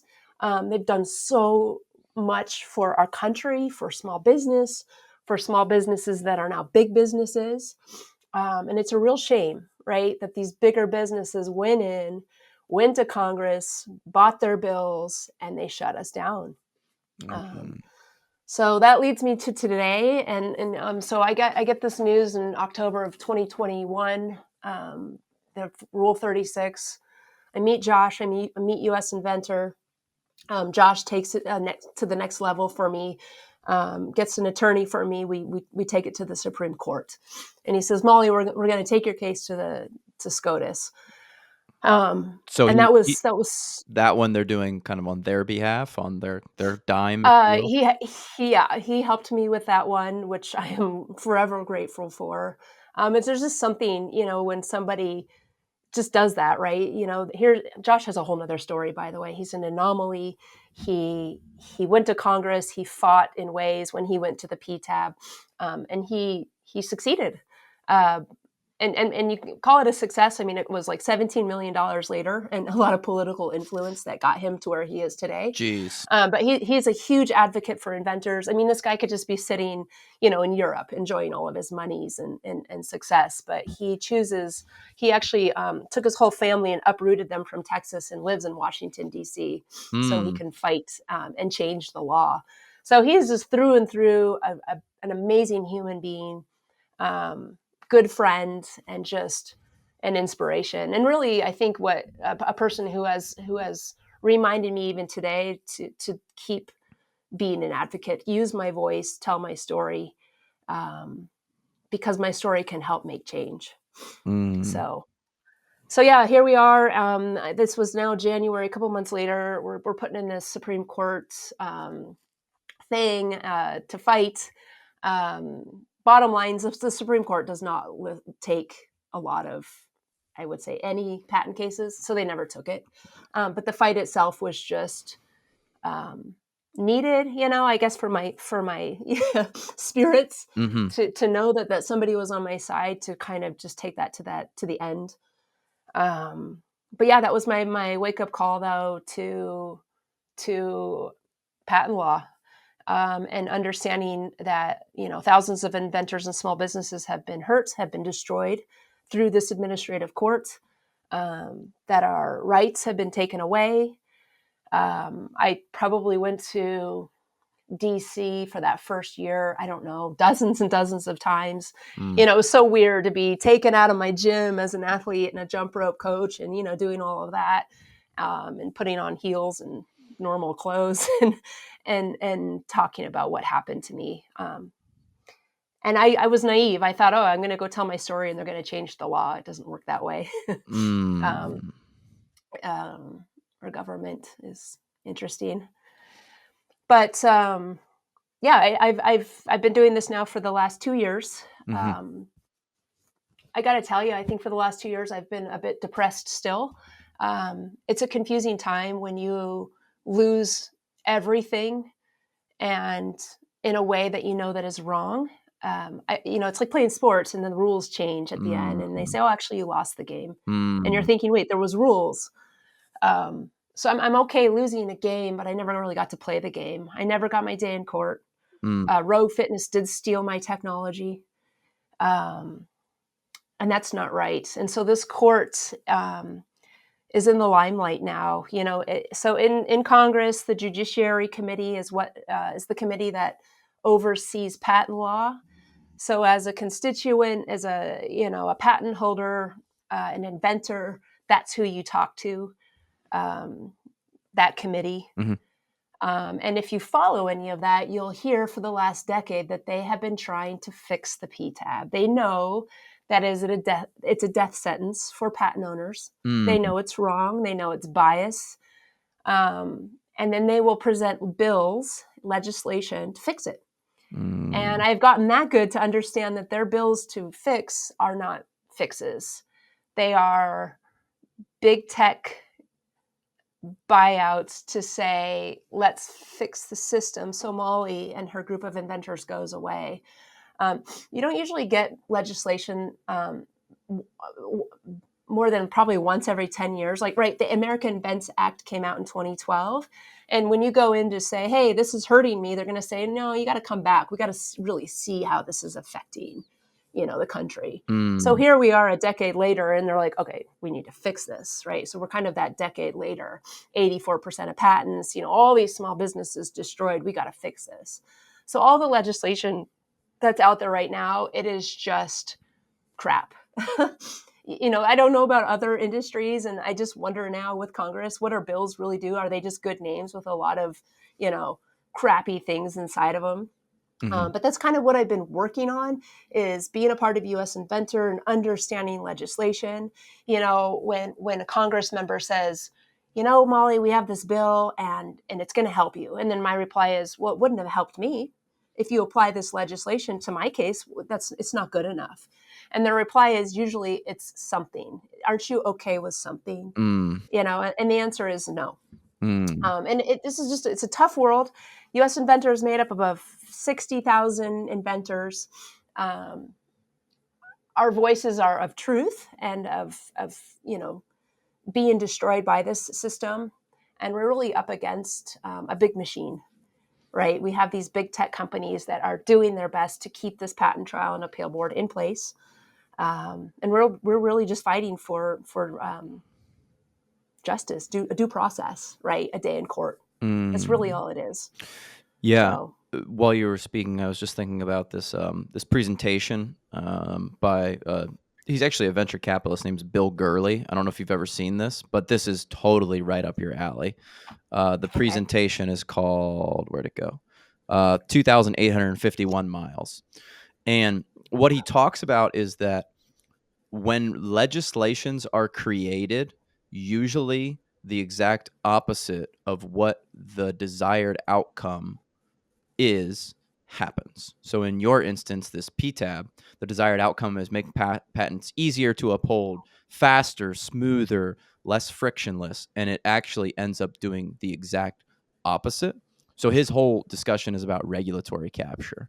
And I would invite you to watch it. I would invite anyone to watch it. I watched it. I was like, oh, whoa, holy cow. Yeah. This makes so much sense. What he always says is Hmm. that regulation is the friend of the incumbent, meaning your incumbent would be your Googles of the world, your Rogues of the world, your large corporations. So that regulation always benefits them. And we can see that in 2008, they put the Dodd-Frank Act in place because they wanted banking safety. Well, what happened? We dwindled down from, 100 banks in the United States to like 10. So the reason being is that you put these regulations in place that stops people from being able to operate as a smaller company. And this sounds Hmm. exactly like what happened in your instance, is that Google and these other big tech companies, they came in and they said, hey, we need regulation to make this patent process easier, smoother. And what it did was the exact opposite. Hmm. And I'm going to totally listen to that Bill Gurley, Bill right? Gurley, Gurley. I'll link it in the show notes too if I remember. It's so good. You'll Hmm. if you have like a 30-minute drive today, because I think like the last, I don't know, 8 or 10 minutes is him like taking questions, so it's only like 25-30 Okay. minutes long. So good. It's a fast, easy listen. Yeah. But he's spot on. Here I am 2 years later, really engulfed myself with understanding patent law, the history of, kind of like you just said. So not only did patent law change in 2011, creating this PTAB, but like you said, and like Bill's probably saying, it's this faster, cheaper alternative, and it's going to be great for inventors. You look that up today, even on the USPTO website, and it's false advertisement, right? Mm-hmm. It is not fast. It took what I was in that process for 3 or 4 years. It's not cheap. It cost me $500,000 to defend patents that were already, in my opinion, and everyone else's, actually, who I've spoken to, every attorney I've spoken to, valid. and it's not an alternative. We are Right. forced to go to this thing. Anyway, if you guys look up patent law and you look up different legislation that has been passed over the last decade, in 2007, there's a change in injunctions. Injunctive relief is when, let's say, use just my case, I sue Rogue, we go to court. Automatically, what used to happen before 2007 was injunctive relief, and that just meant that Rogue had to stop selling Until the case was until things, over and and that, decided. what a beautiful thing, because what that does is inspires, just let's settle, let's talk about this, let's get this over with, right? Because Rogue wants to continue selling their products. And so this was just a beautiful thing in terms of both sides, in terms of the duration of the court process. So injunctive relief was totally changed at that time. It is now pretty much obsolete. Well, it sounds like it's not obsolete. It's the opposite, where it's basically Mm-hmm. injunctive relief against you that all of your license agreements end up being forced to stop. Yep. And I'm sure even if it's upheld, it's not like you go back in time and get that licensee money. Right. Mm. And on top of it, and then you go today, there's a bill out called the Restore Act, and that's supposed to restore injunctive relief. And if you read about it, it doesn't. And so anyone listening that has no time or desire, which is probably everyone, to read legislation for patents, come to me, come to US Inventor. We have a slew of attorneys and inventors who read these bills.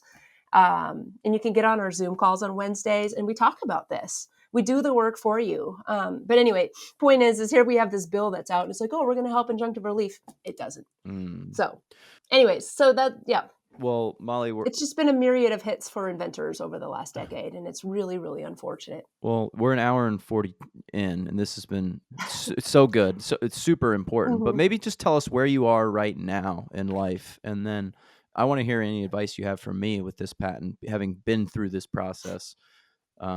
Maybe I can get a little bit smarter before I do something stupid.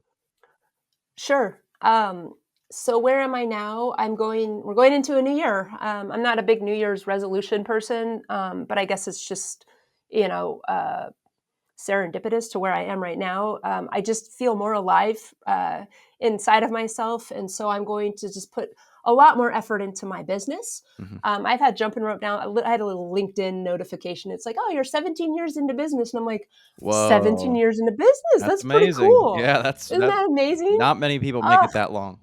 no, they don't. And I did. And on top of going through this big deal. So I need to sit with that and be grateful for that, and that I got through it. But I do have some new. It's not a new innovation, but it kind of is. I'm going to kind of put some focus on that in my jump ropes. So I'm going to kind of do a little marketing there. But I have a new website, and it's launching soon. It's just my name, mollymetz.com. But it really just kind of goes to this story Hmm. and my fight. And my desire really is to make sure every human out there understands what happened to me, and that, so isn't, it's not only for people who own patents. It's just to understand that um, creators are everywhere. We're all creators, right? And that the more of you that can hear my story and that can sign my petition, right, it just, it makes our cause faster to fight. Because this is a big deal. This is our Shark Tank people, right? I'm going to a Shark Tank alumni, event in 3 weeks, and I'm gonna sit with all these Shark Tank contestants. They have patents, and we have this big grand idea that, oh, I got a patent and I'm a Shark Tank contestant. I have millions of dollars. It's not the Were you case. on Shark Tank, Molly? People, Did I not know this? I wasn't on Shark I was Tank, gonna but say. I'm friends with Shark Tank people. I see. I was gonna make sure I didn't miss that in my research. No. Um, but those contestants, they struggle so much, and their voices need to be heard too, because like early in the game for me, guess what happens? You put the idea out there, you spend the money, the time on the R&D, and there's people in the corner doing this with their hands, Mhm. waiting with their marketing team to steal your ideas, and they bury you.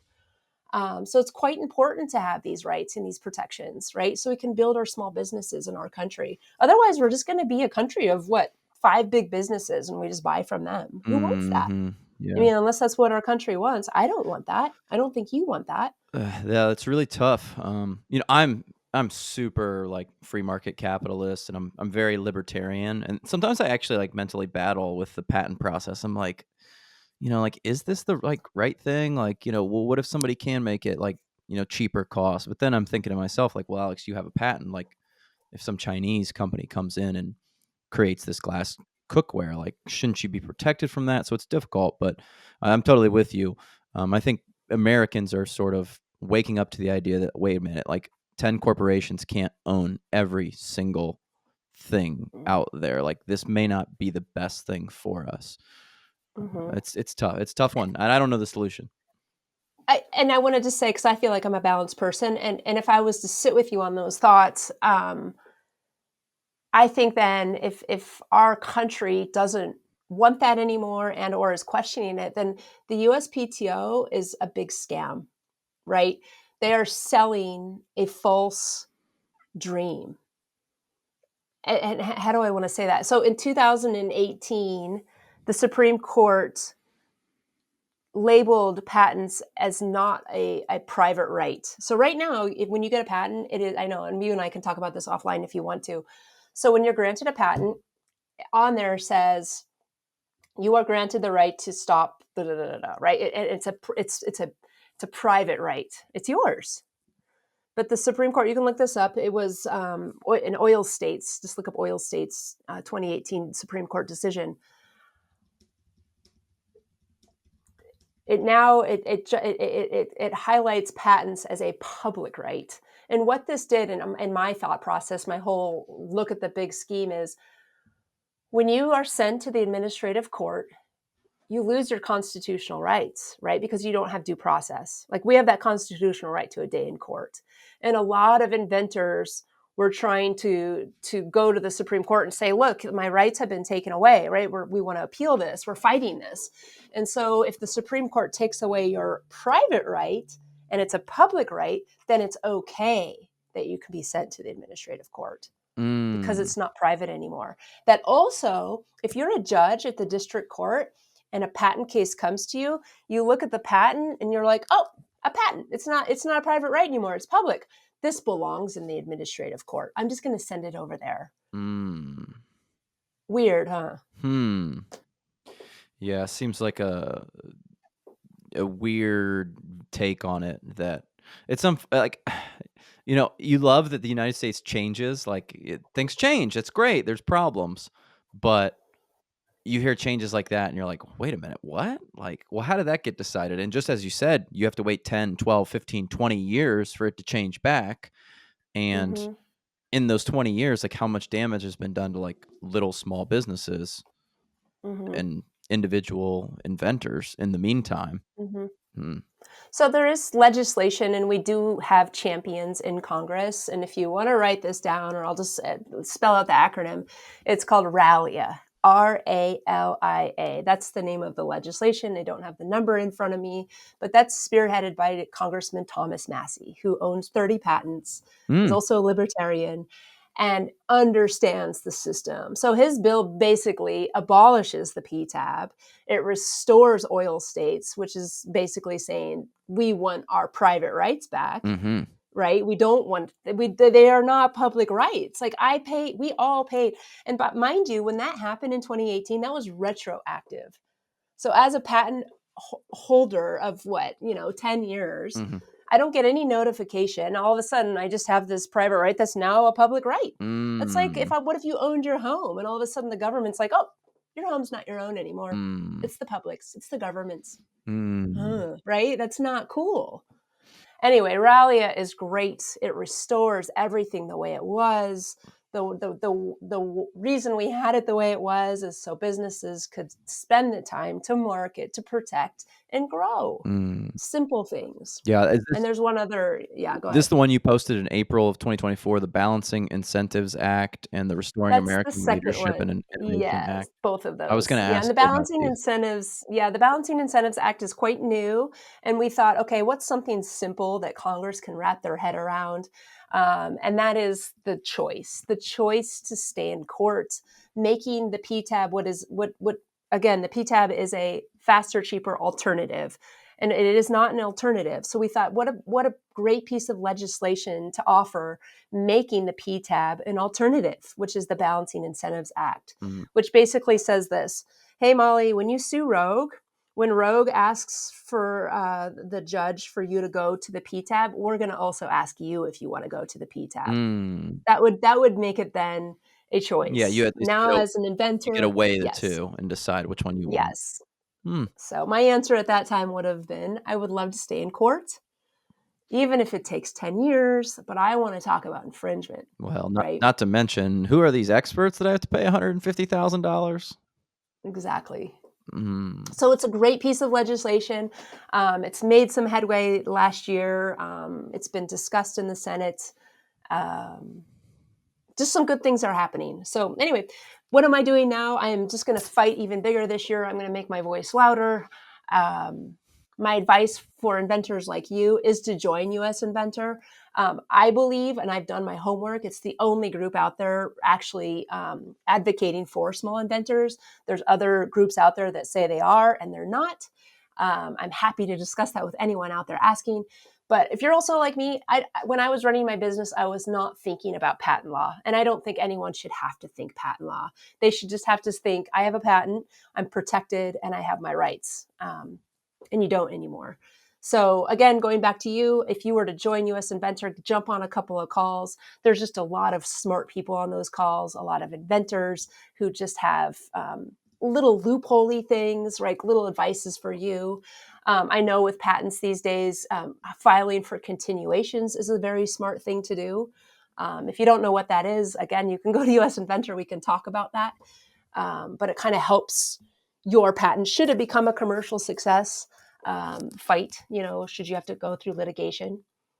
Something to keep in mind, just I know we've been talking a long time, No, this not a is lot of patents. fantastic. This is Yeah, great. patents, there, I think 300,000 get issued a year in the United States alone, but only 1% really become a commercial success. So it's a very small little world of patents that need litigation and need protection. And I say that in a way of like thinking like 1% of us need that protection, and all of our rights are just continually being stripped away. Mm. And it's just sad. And one other small fact, 12% of patent owners are women. Mm. I know dozens of women who have been through the PTAB. That's Mm. sad. All these women inventors who are very few and far between, who make it in the 13% and then whittle down to that 1%, and then they go to the PTAB. Ruined. Mm. It's sad. I I know. just joined US Inventor. I'm on board as a free member, and maybe Perfect. I should join on. You said you have a petition. Where can I find that? What is that for? So you can't find that yet, and that's okay, but you're going to find it on mollymetz.com. You're going to just see my story. It's going to be just a little bit more specific about kind of what we're talking about today. Because I do have my business still, JumpNrope, Mhm. but I don't feel like putting my advocacy work on there makes sense. So visiting mollymetz.com, I'm just going to be doing a lot more of my where am I? What am I doing? When am I going to be in DC? How can you help? How can you help by just signing this petition? What that means. So that's where you can go find all that. So I'm hoping in the next week it's up and live. Okay, by the time that this is out, this will be that'll be available for us. So because we got a couple weeks Yes, before this gets published. So that's just your okay, name, mollymetz.com. correct. Cool. Where are the other places that people can catch up with you? And where can people buy the jump ropes? Like everybody listening, if you listen this whole 2-hour podcast, you damn well better buy Molly's jump rope and not just go on and Yes. buy a Rogue one. Right. I would be grateful if you bought my jump ropes. But at jumpnrope.com, JumpNrope. So jump and rope. I have lots of different ropes, and funny enough, the rope that I advise most people to buy is not my technology. That is the patented technology, but it's a jump rope that is near and dear to my heart. It's called the resistance rope. It's actually made with beads, like a little kid. Mm, But yep. it's the rope that sort of sets the tone for any athlete out there that wants to learn to jump rope. So like as a jump rope educator, even for a CrossFit athlete, I always say the way you're going to learn to jump rope is with a beaded rope, Mhm. because you're going to get the timing, the feeling, the feedback. You're going to connect to the jump rope. And in some way, I hope that everyone buys that rope because that kind of connects us all together, I guess, in a corny way to this story. Mm. Um, Is that the and 3 I series? Is that what I'm looking at here? that's the 3 series resistance rope. Okay. Um, but yeah, that would be my advice. It's a versatile rope. You can use it outside, and it's for everybody. And it's fun. You can make your own patterns, your own color. Okay, yep, I'm looking at that, and I can Yeah, customize. Very cool. you can customize it. Well, Molly, thank you so much for your time. This is a super important story, and I'm really glad that I heard it. And I would encourage you to just, and it sounds like you already are, but just get out there and keep sharing this story because you're very articulate, great at telling the story. It's a really good story, not necessarily a good outcome, Mhm. but an important story to be told. So I think that the more you speak about it, the more people will be able to understand what's going on out there, and hopefully it all leads back to you as a commercial success, because once you hear this story, I don't think there's any way you can buy somebody else's jump rope.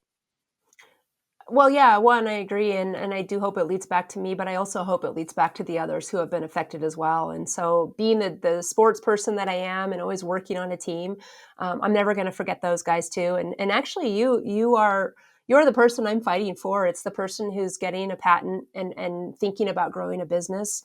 I do not want what happened to me to happen to you, and so that fuels me. It would fuel me too, if people go and buy my jump ropes, but to know that you're going to be well protected and on your way with your product, it makes me happy, and happy to know that I'm able to make that change. So Awesome. Well, I really appreciate you, Molly. Thank you so much for coming on today, and yeah, we'll definitely stay connected as we keep going. awesome. All right. Thank you for having me. Thank you, Molly.